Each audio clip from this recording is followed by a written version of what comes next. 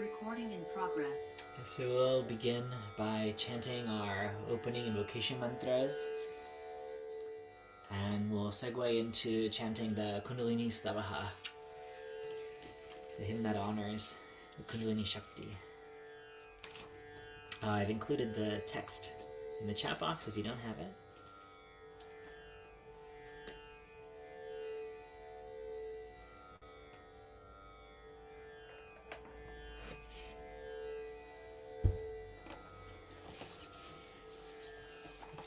And so we'll begin.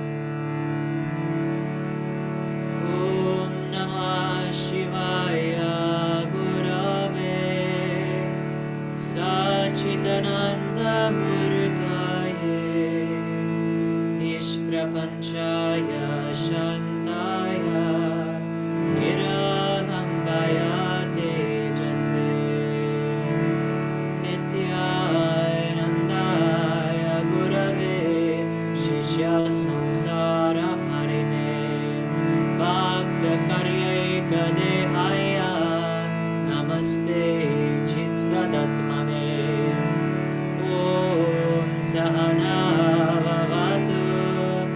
Sahano Bhunaktu Sahaviryam Karavavahai Tejasvinavaditamastu Ma Virvishavahai Om Shanti Shanti Shanti.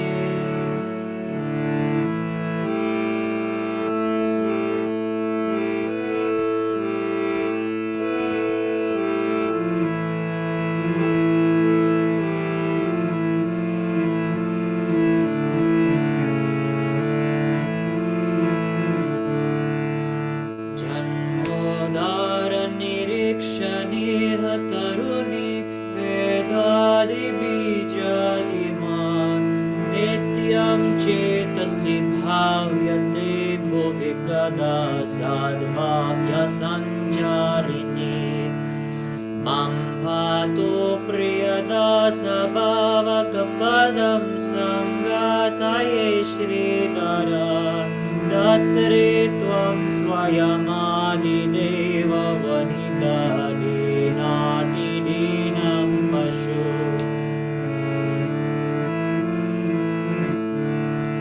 Raktambamrita Chandrigale Bimai Sarpa Kritir Nidrita Jagrat Kurma Samashrita Bhagavati Tvamam Samalokaya Mam Surganda Kuganda Dosha Jaditam Vedadi Karyanvitam Swalpa Swamala Chandra Koti Kiranir Nityam Shariram Guru.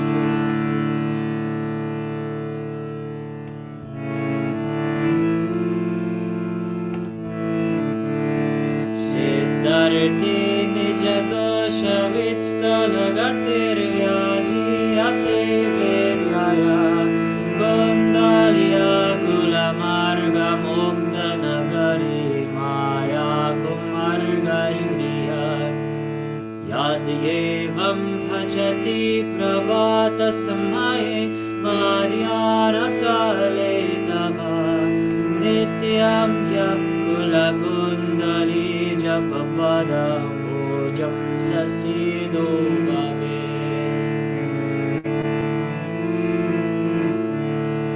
Vaivakasha Chaturdalete Vimale Vacha Palun Bulake Nityam Samprapti Nitya Deha Katita Shantaitita Pavita Vidya Kundalemani Viswajanani Maya Kriya Bhavyate Gaste seda kulodbhave pranati bisat stotra kaishambhuvi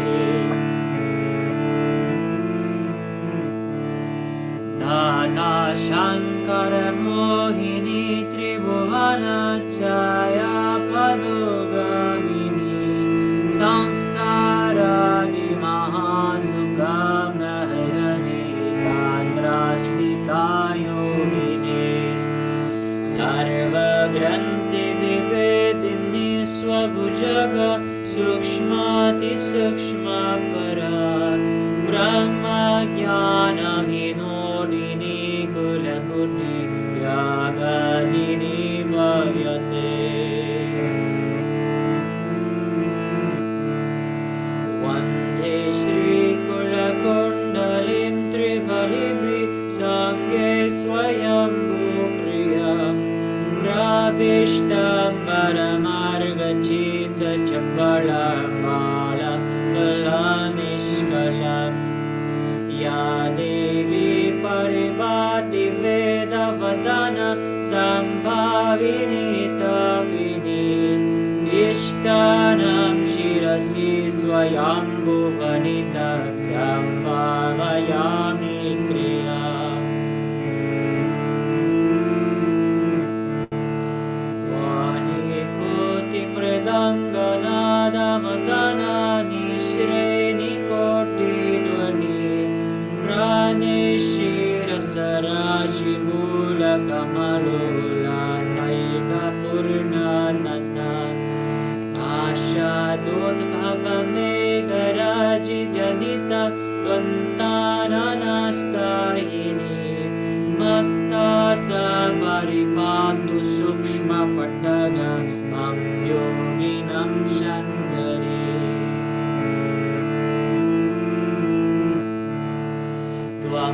Ashritya nara vrajanti sahasa Vaikunta kailasayor Anandaika vilasinim shashashidanandayanam karanam Mata Shri Kulakundali Priyakale Kale Kaladevane Tatstanam pranamami Bhadravnite Mamodaradvam Pashu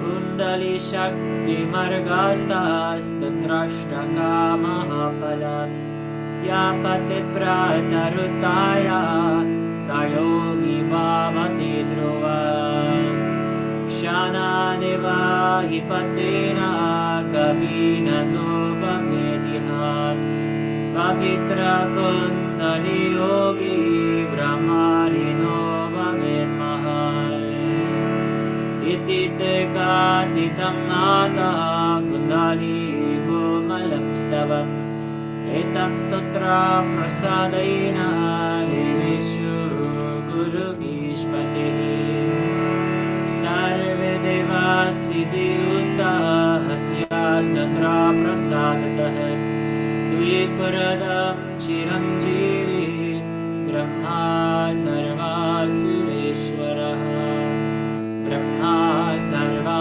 Sureshwaraha Brahma Sarva Sureshwaraha Satgurunath Maharaj Ki Jai.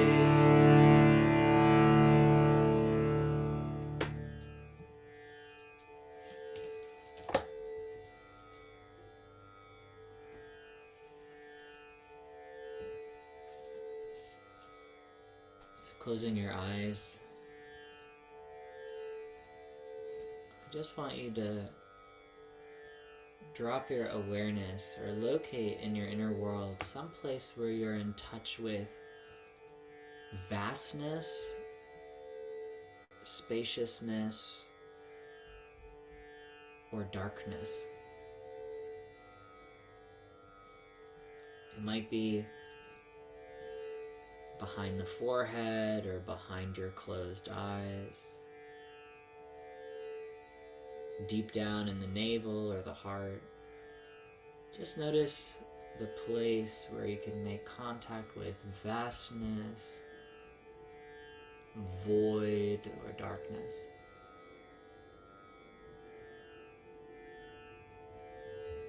And as you start to become aware of that, just gazing into it,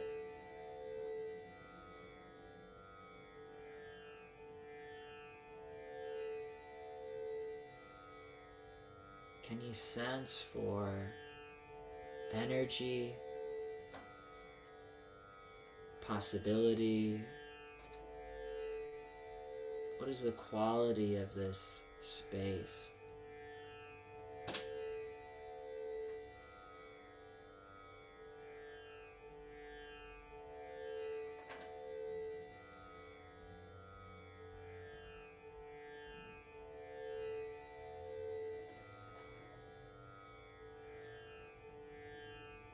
And now what happens as we start to shift?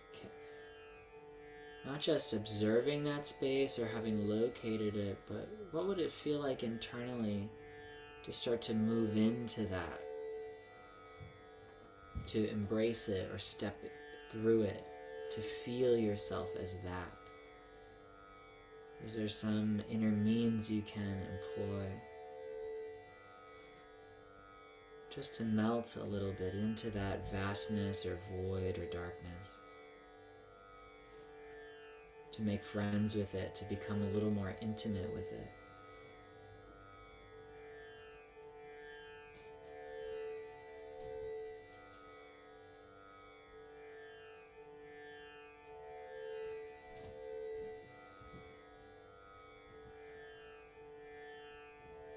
Are you able to rest in that spaciousness, in the darkness?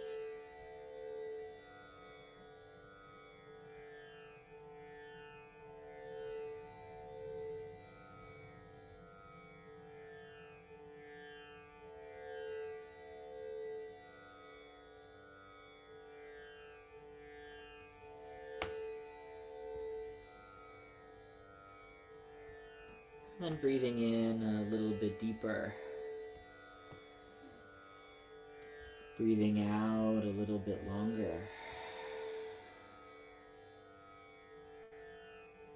Just feel your breath.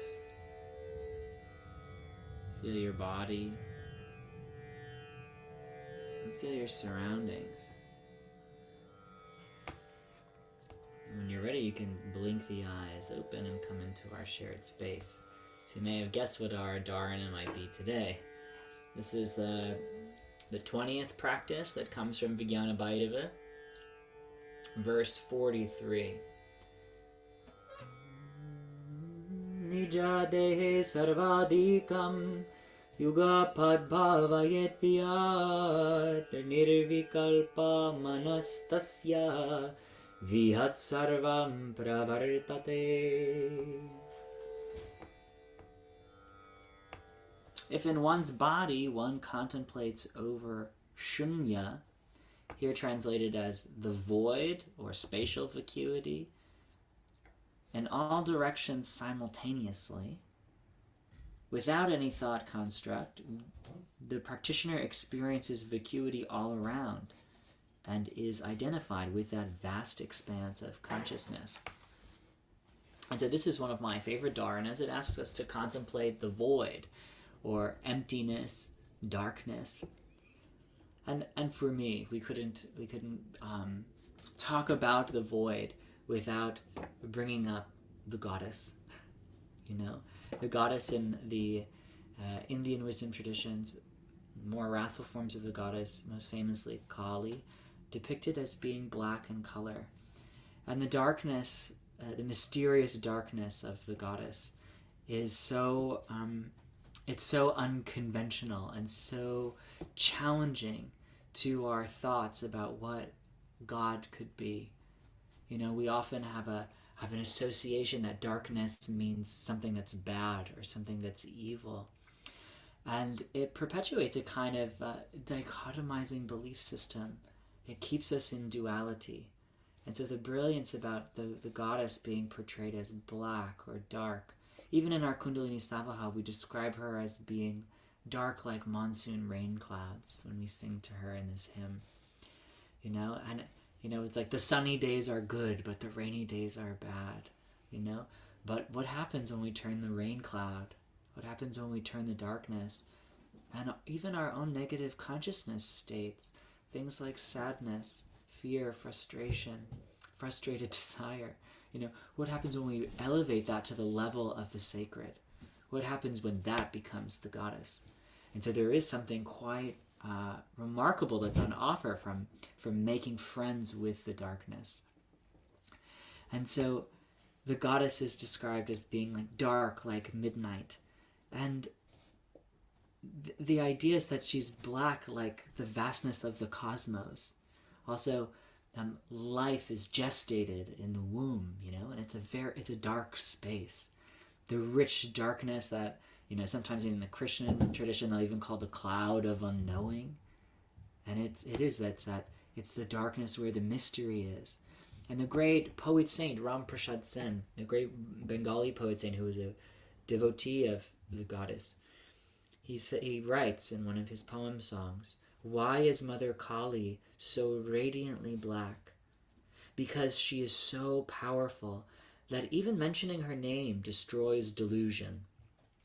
Because she is so beautiful, Lord Shiva, conqueror of death, lies blissfully vanquished beneath her red-soled feet. There are subtle hues of blackness, but her bright complexion is the mystery that is utterly black. Overwhelmingly black, wonderfully black. When she awakens in the lotus shrine within the heart's secret cave, her blackness becomes the mystic illumination that causes the 12-petal blossom there to glow more intensely than golden embers. Whoever gazes upon this radiant blackness falls eternally in love." Some interesting symbols here. He's musing. Why is the goddess black? And why is it that this kind of like black light, that yet we can perceive it? So it is illumined in some way. It's paradoxical. We can perceive this darkness. So it's illumined by consciousness. This black, this kind of black light, this emptiness, this vast expanse, this imaginable possibility. It's an expression of her power and the way that she attracts everything into a singularity. The way black holes are attractive. Like everything's being merged into one point. And that's the incredible power of the darkness.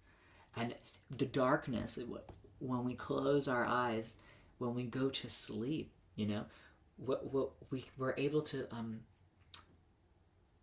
leave the familiar for a while. In states of sleep, you can defy gravity. You could do anything, in the dream state. And so there is this kind of like this portal that we step through that's only available when we enter into that darkness. And he goes on to say, because there's something charming about it. There's something beautiful, attractive, charismatic, about the blackness, like the black hole. So much so that Shiva, Lord Shiva, who is allegedly the most powerful thing ever, is willing to lie, at her feet. And she stands on his heart. She stands on his heart. And there in that place, we were talking about it recently in a class that all the deities, they have a place where they live in the body. And Kali is depicted as hanging out in the cremation ground. Cremation ground where, it's where bodies are incinerated and are turned to dust. And the place where Shmashan, the cremation ground, is inside of the body is the heart. The heart is also the place where consciousness is, Shiva, and where love exists.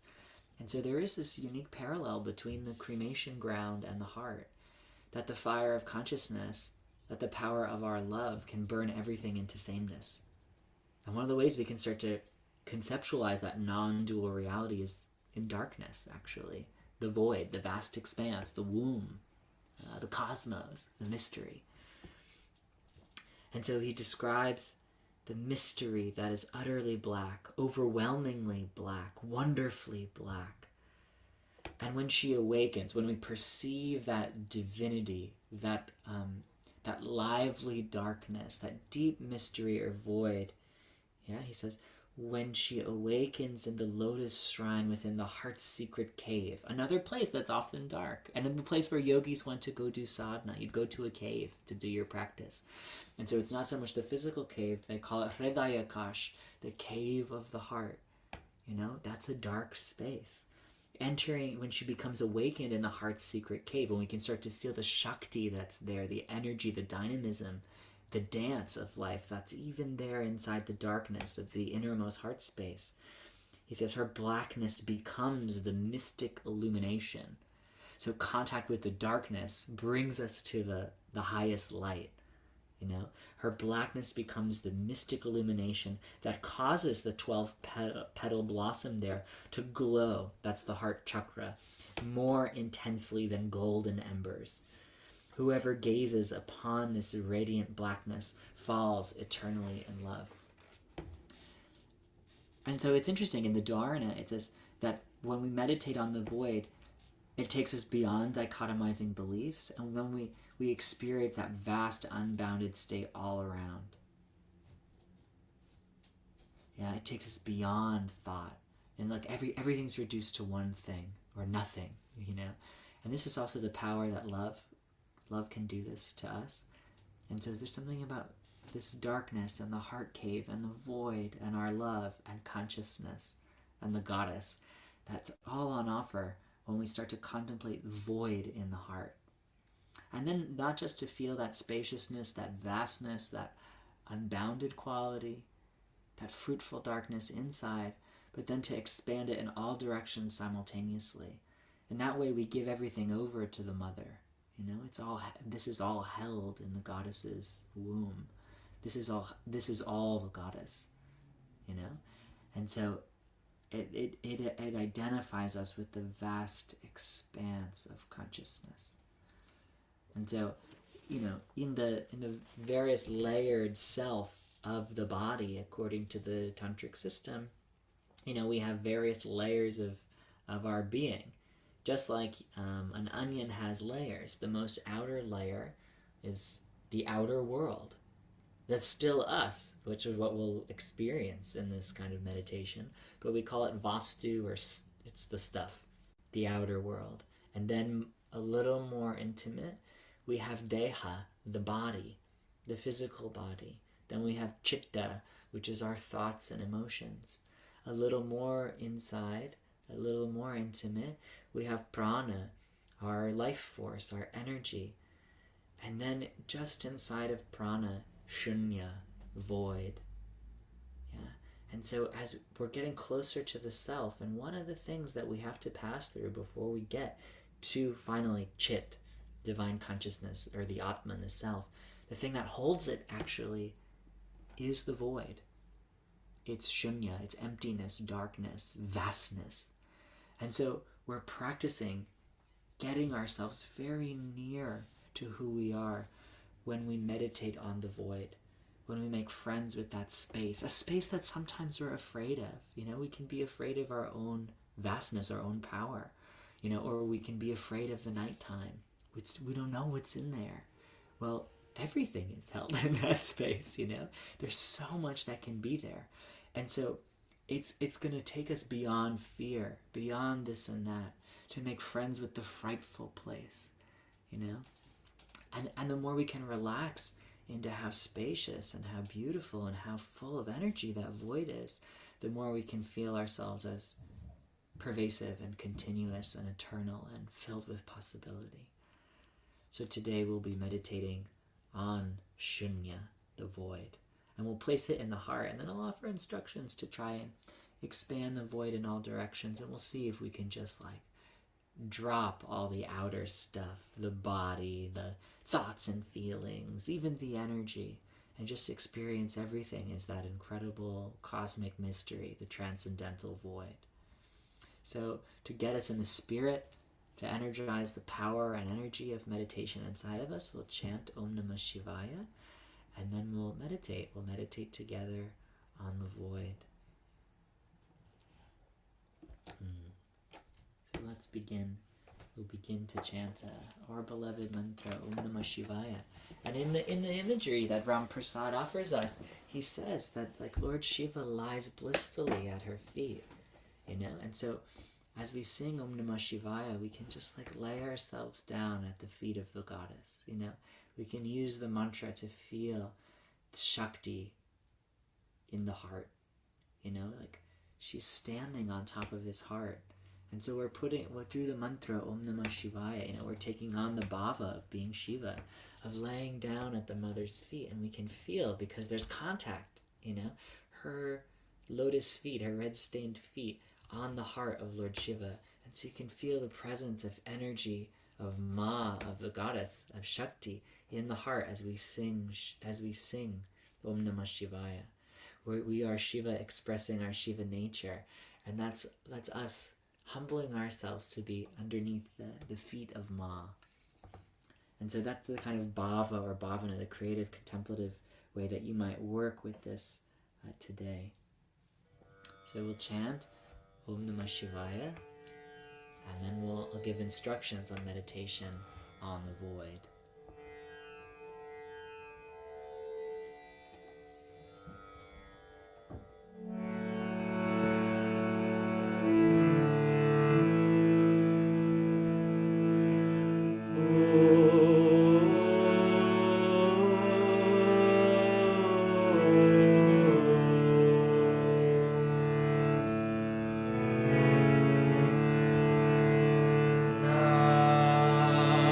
Namah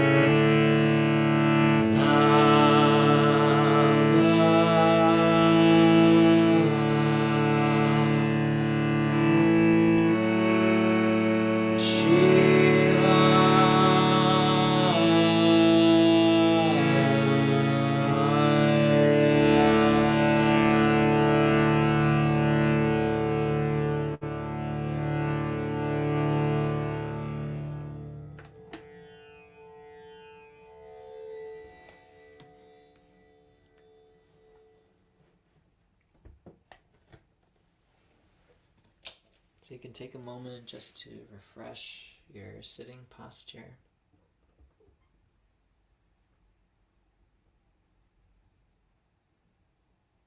Just establishing yourself in that easeful posture where the back, the spine can be elongated and the crown of the head can be light, buoyant.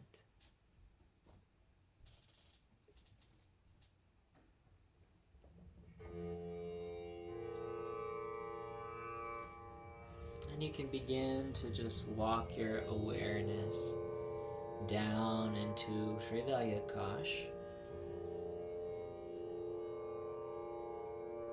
the heart cave. And as we start to descend into the innermost space of the heart, just let yourself make contact with darkness, vastness, spaciousness, the void.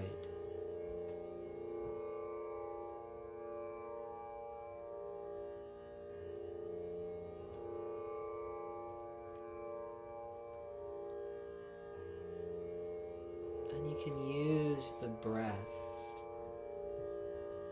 just to soften into the heart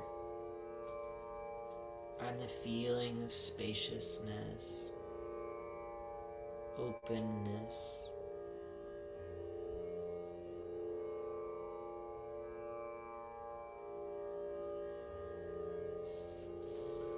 entering into the cave of the heart, a chance to rest, to be held in this womb consciousness. Breathe in a little bit deeper and breathe out a little bit longer. Just breathing in deep and breathing out long, letting awareness drop or settle to repose in the heart.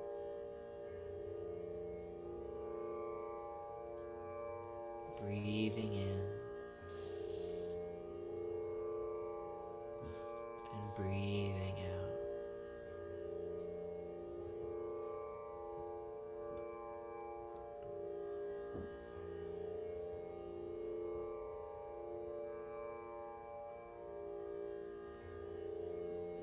Feel, visualize, imagine, sense in the center of your being there is Shunya, the void.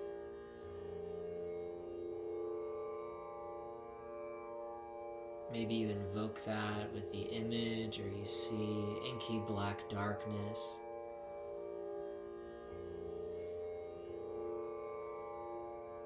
Or a sense of vastness like the cosmos.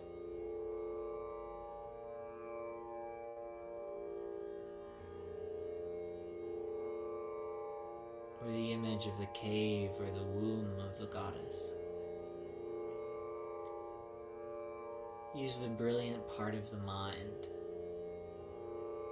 just to make contact with darkness, vastness, emptiness,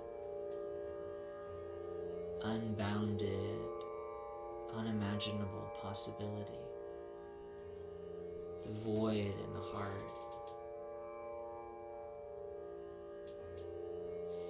And if the mind is incredibly busy, just look for some place in the heart region, some tiny corner where there's even just a little bit of spaciousness.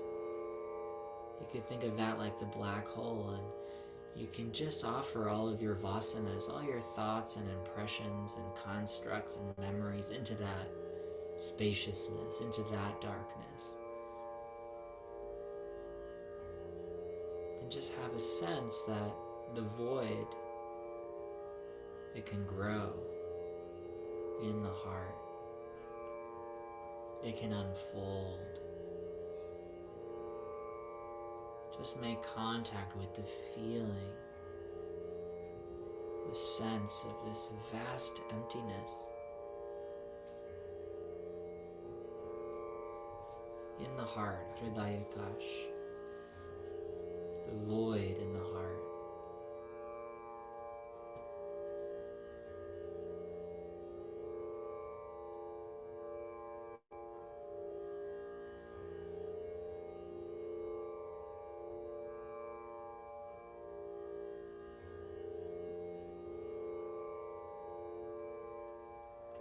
And as we give ourselves over to that lively darkness,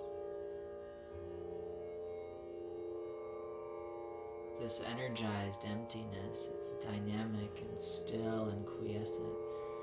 As we give ourselves over to the void in the heart more fully, we can start to feel the void expand, grow. The edges soften and open.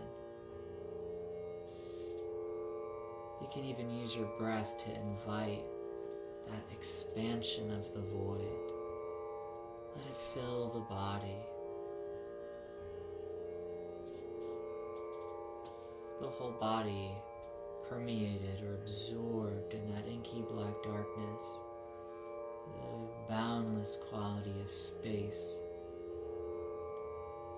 the void, shunya.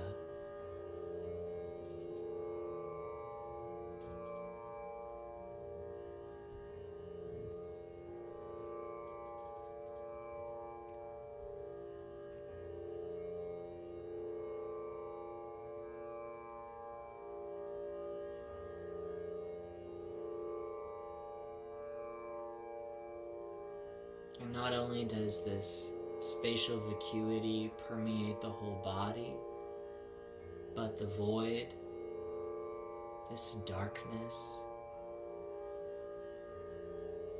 it exists all around you too. Infinite space in front of you and behind you, to the left of you and to the right.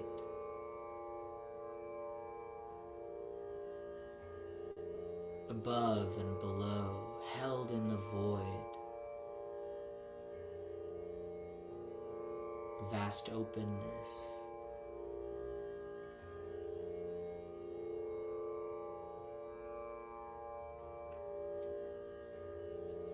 And so we're using the mind creatively to access that sense of void inside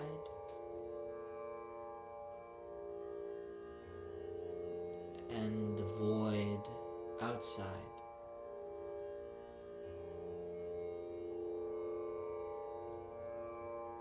You can even have the sense that you're breathing space in and breathing space out. You're in this vast ocean of space, darkness, emptiness.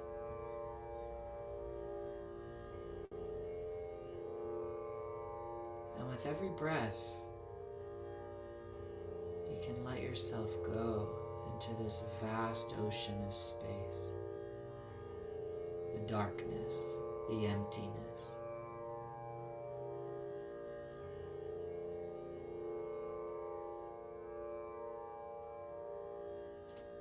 Contemplate that the only thing that exists is the void everywhere. It permeates all thoughts, all places, all feelings. Everything is only the void.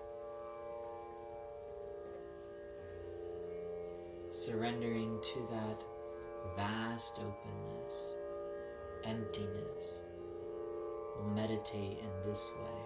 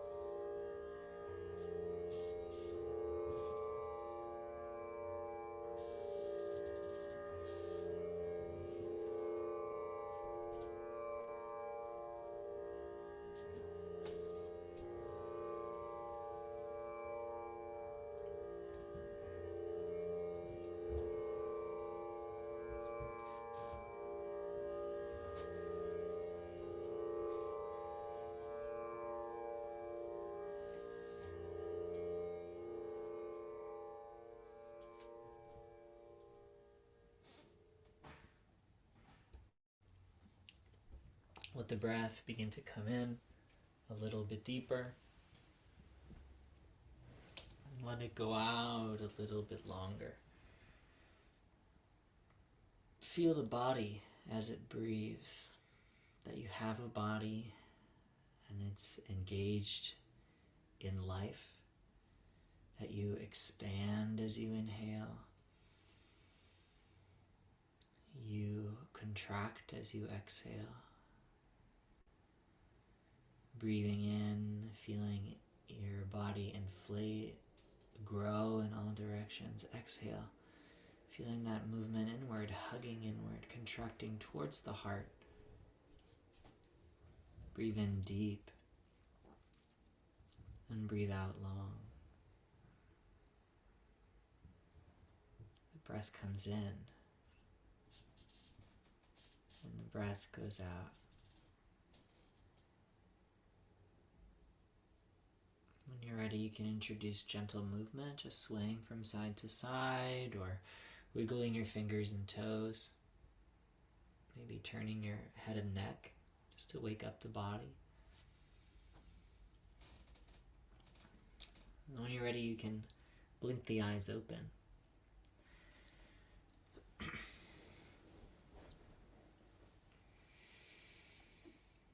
Does anyone have any questions on the dharana or the practice or anything they'd like to share?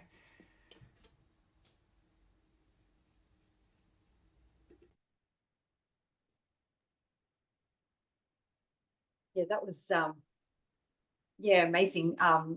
The void, experiencing that in the past. I guess I haven't probably leaned into that darkness as much, and going through that, and then feeling, well, that you end up dissolving a bit more, and you end up, it was just more of a, it wasn't even a, I usually experience, I guess, more of kind of an electric type of energy, but this was just such a peaceful, gentle, throbbing type of energy that lost boundaries. Well, yeah, it can be quite spacious as we settle into the void, or it can be a place for deep rest and healing to occur. You don't have to worry about anything because you're just held in the void. It's like, and you're being nurtured. If you feel it as the kind of womb consciousness, you're being, you're growing in there. You're being fed nutrients. There's something so special about that. And also it can be an experience of being very expanded or like very zoomed out. If you get really far away, everything gets black. Or it could be an experience of becoming very, very intimate with something where there's no distinction anymore. You're so close. Like if you put your hand all the way up to your eyeball, eventually, it looks black. So it can be somehow paradoxically, it can be something like very far or very near. It's interesting about the darkness. Ramakrishna, he says about the goddess Kali, he says, "Is Kali my divine mother of a black complexion? She appears black because she is viewed from a distance, but when intimately known, she is no longer so. The sky appears blue at a distance, but look at it close by, and you will see that it has no color. The water of the ocean looks blue at a distance, but when you go near and take it in your hand, you find that it's colorless." So it's like when we're, the air from far away looks like blue sky. But up close, we know it doesn't have any quality. And in the same way, like being far away from a body of water, it has a kind of blueness. But when you're in the water and it's in your hands, it's kind of transparency. But both of them give a kind of flavor of this shunya, the void. Yeah, beautiful. Katie or Kara, anything from you?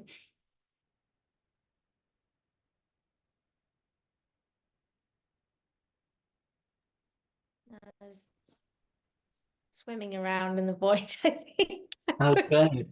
You said deep rest, and I think I was in deep rest.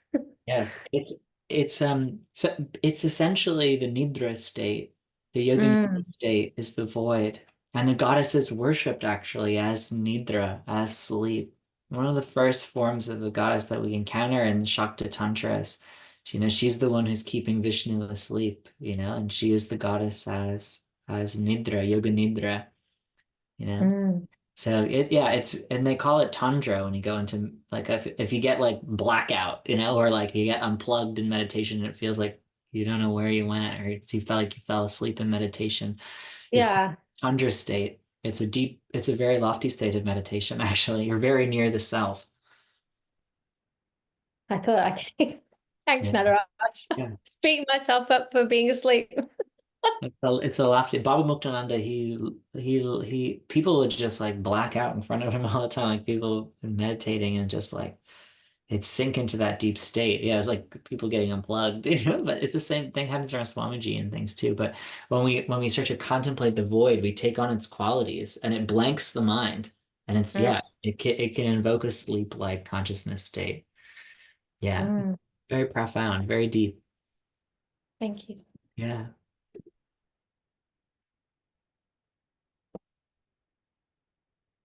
All right, so I'll recite our closing mantras, and we'll be done.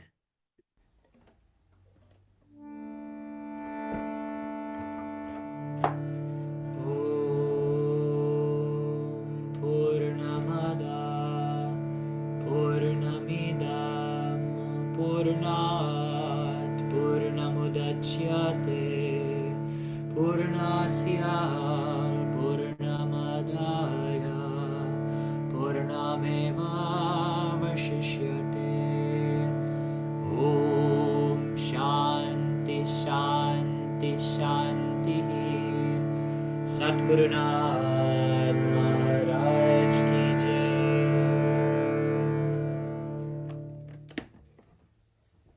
So lovely to be with you. See you soon.